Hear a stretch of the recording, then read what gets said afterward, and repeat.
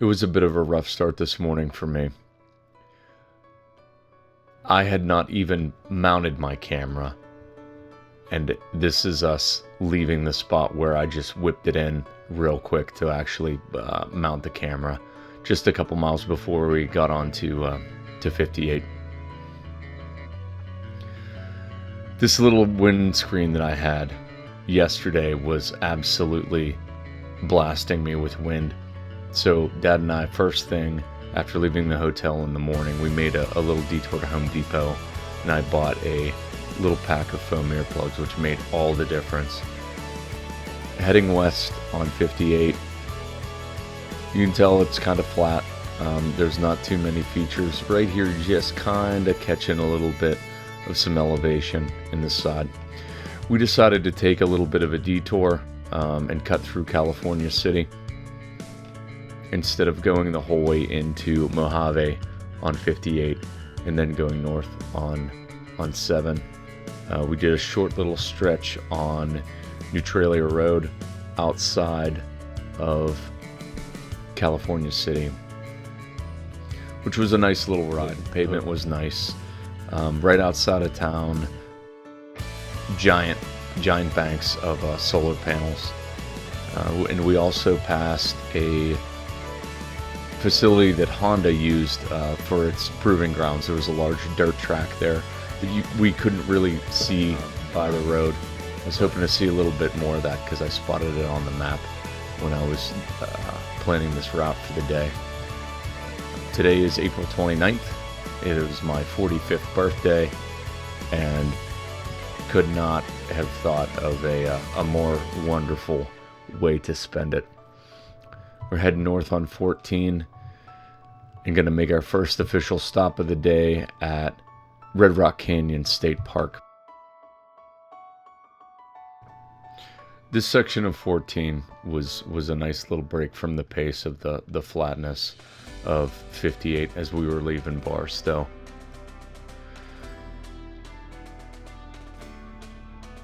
This is the entrance to the parking lot right here that I did not know was giant and all gravel and sand.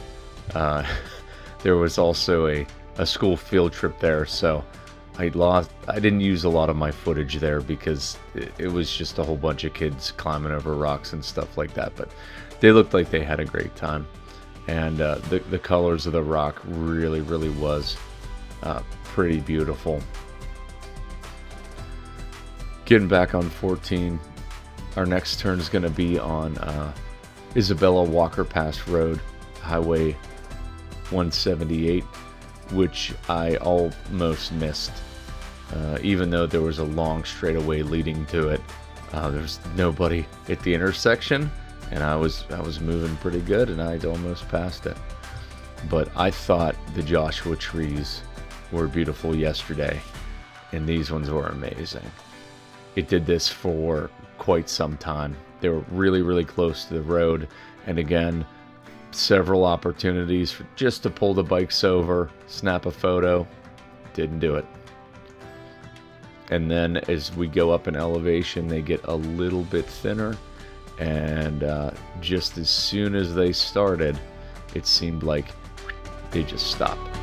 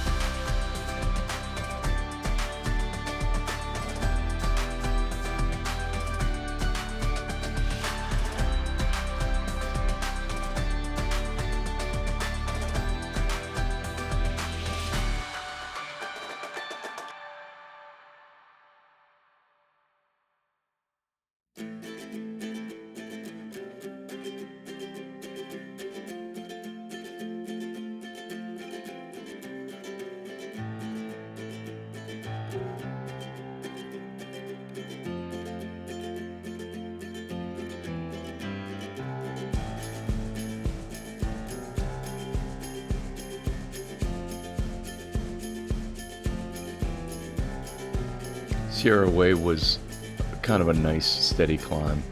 You would come up and pop over the top of a little hill and you would get to catch a brief little vista of Isabella Lake right here on the left hand side.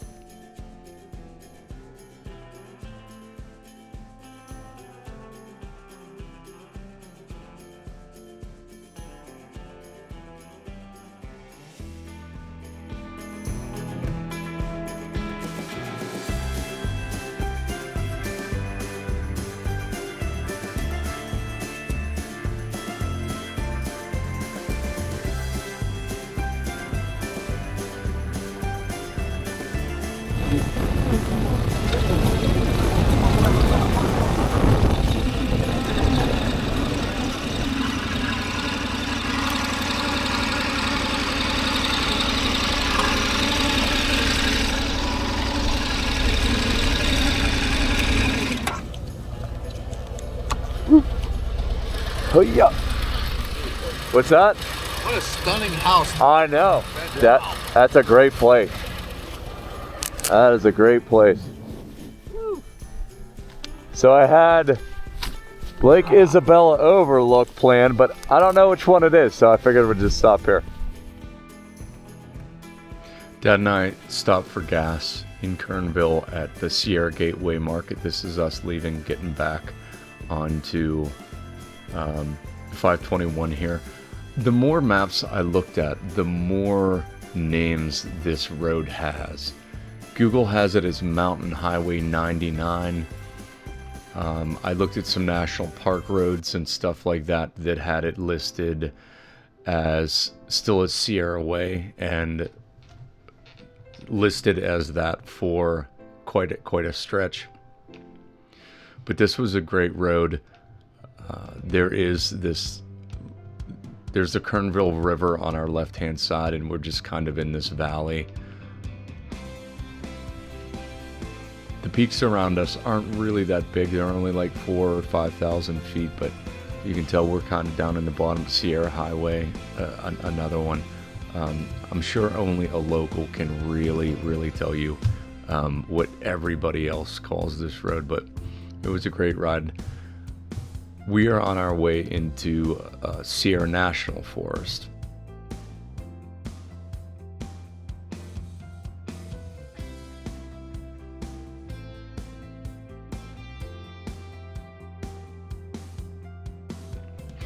Right around this point, maybe a little bit before crossing over Johnsondale Bridge, is when we actually start getting away from following the Kern River and actually kind of going up.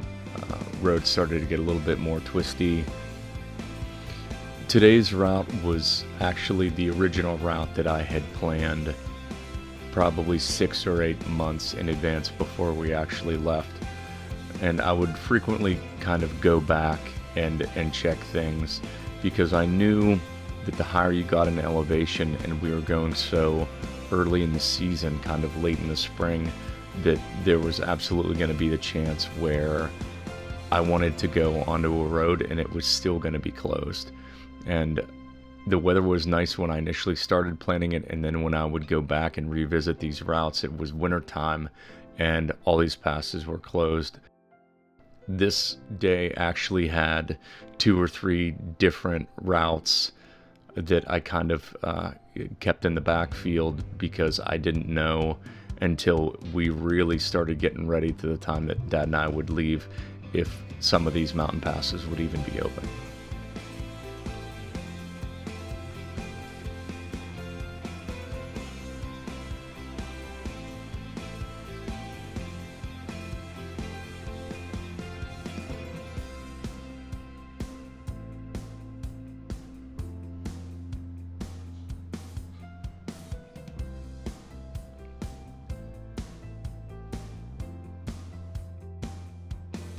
This is a small regret of the day.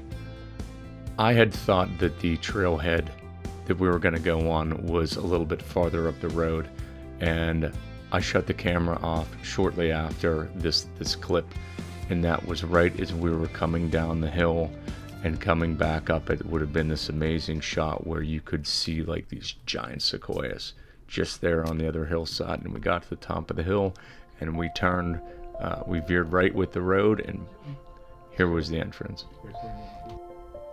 It's chilly. It's chilly, especially when you're not in the sun. Look at that dude right there. Yeah. Yep, and that one over there too.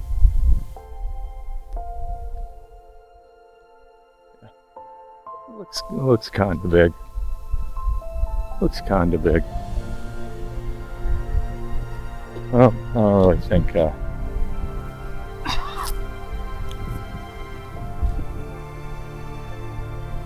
think the scale is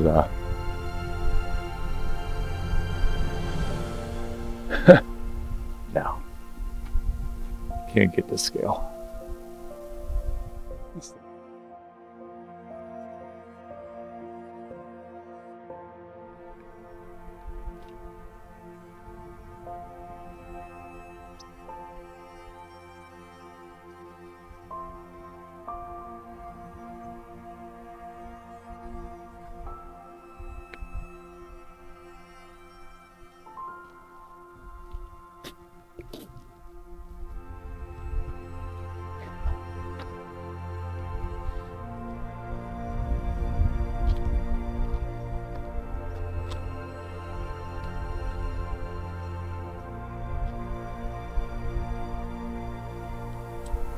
Got scorched back there.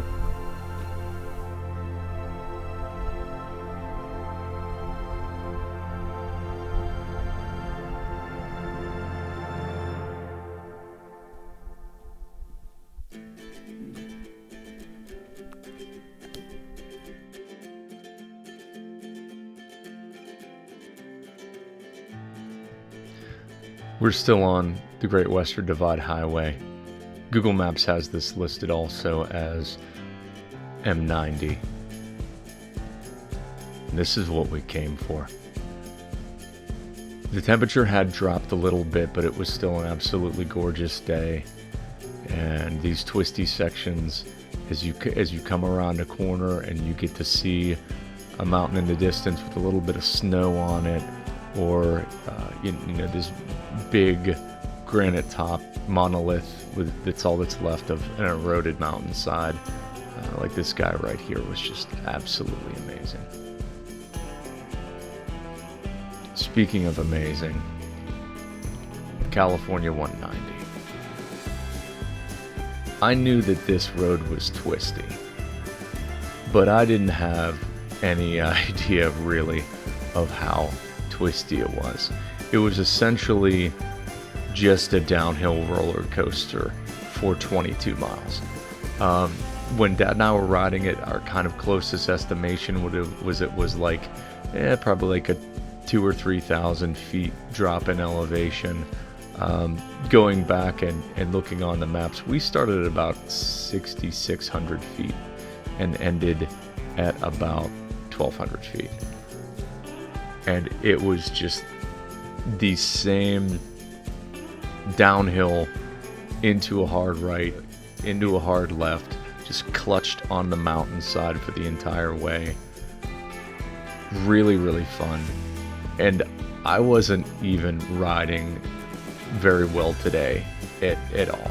You know, you can see you could probably see my speedo clearly there.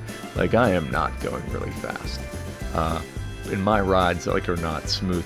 Part of that is, like, I can't stop looking at the mountains on the other side of the road, and I'm trying also to keep Dad in my rear view. But absolute highlight of the day. This ride was amazing.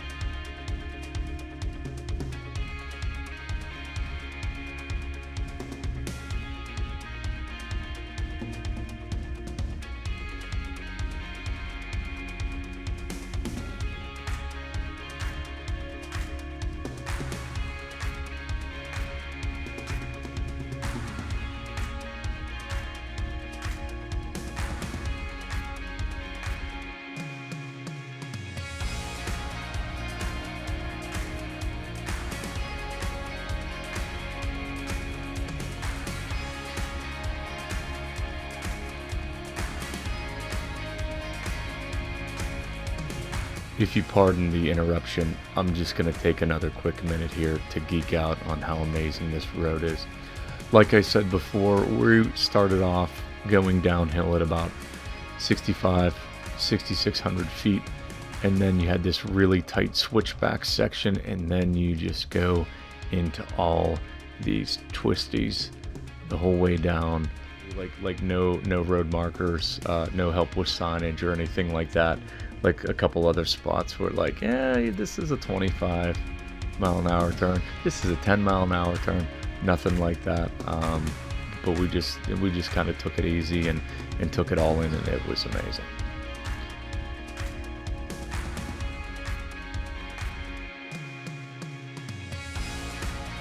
And here we are again, still going down, twisty all the way.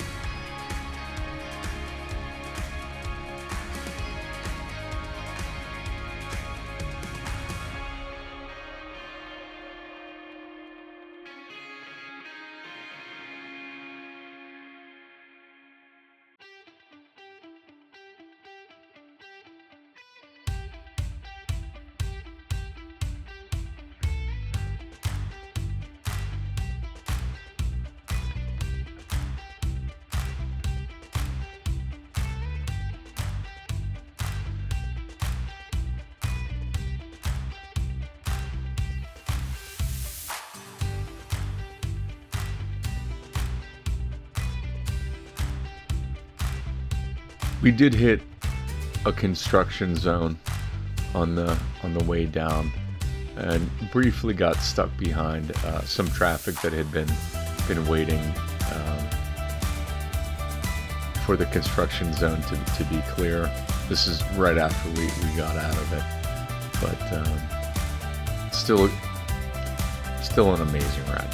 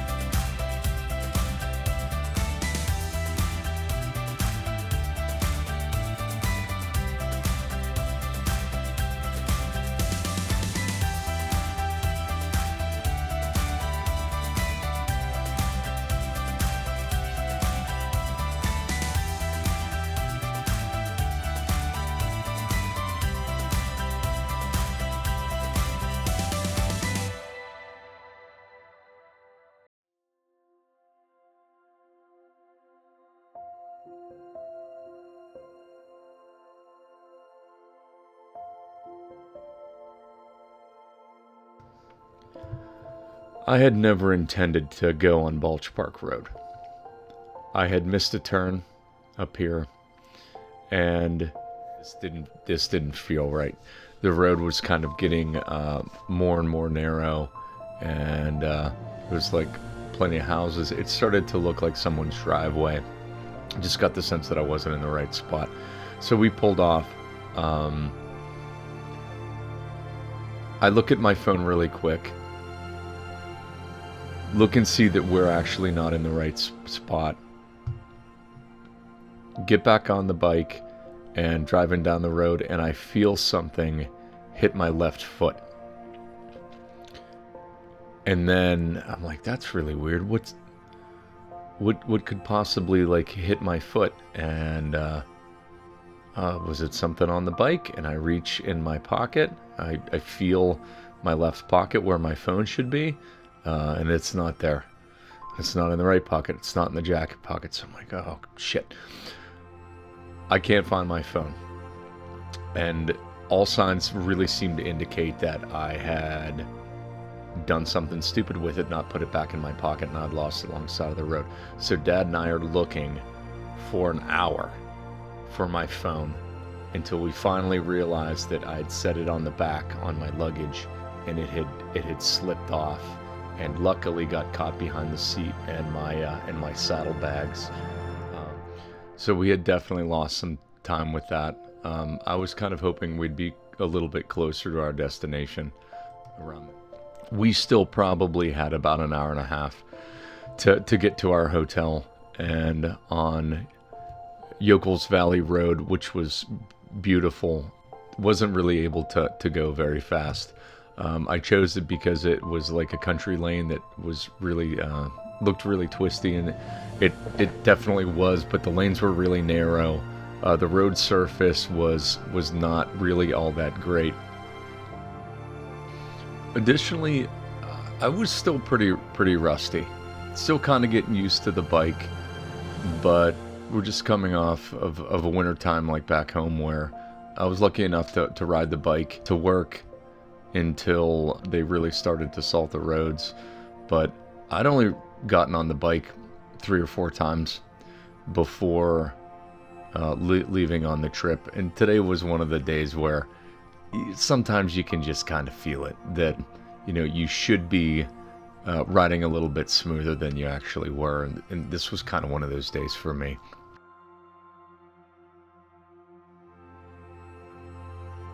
I don't know if this is what most people think of a chaparral kind of landscape. I'm not sure it really falls into the strictest definition of that's what it would be. But I just know that I really enjoyed it. This was a really cool ride. I enjoyed the kind of bubbly, like rolling hills, and also that sun-bleached amber grass. It seemed like whenever we were around the border zone between the Central Valley, kind of going into the Sierras or coming out of the Sierras, we kept seeing this kind of landscape.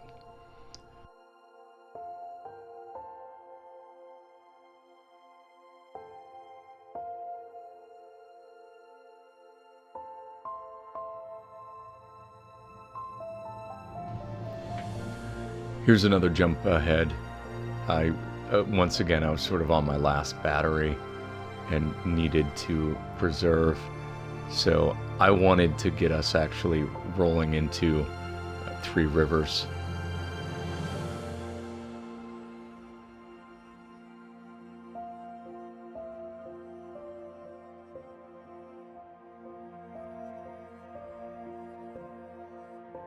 This is us rolling into Three Rivers, where we're going to be staying tonight.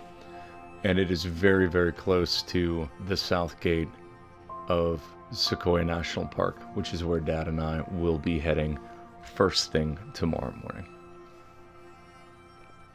We're gonna walk across the street here after we get settled and have some pizza and summarily just pass out. It was a long day, but it was a really, really good day.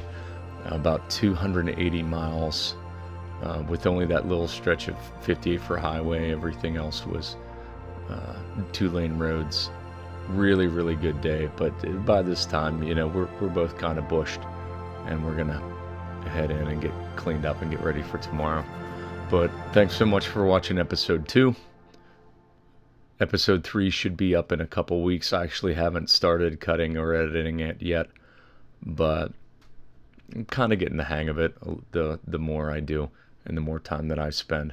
So thanks for watching. Stick around for episode 3, Three Rivers to Oakhurst, California.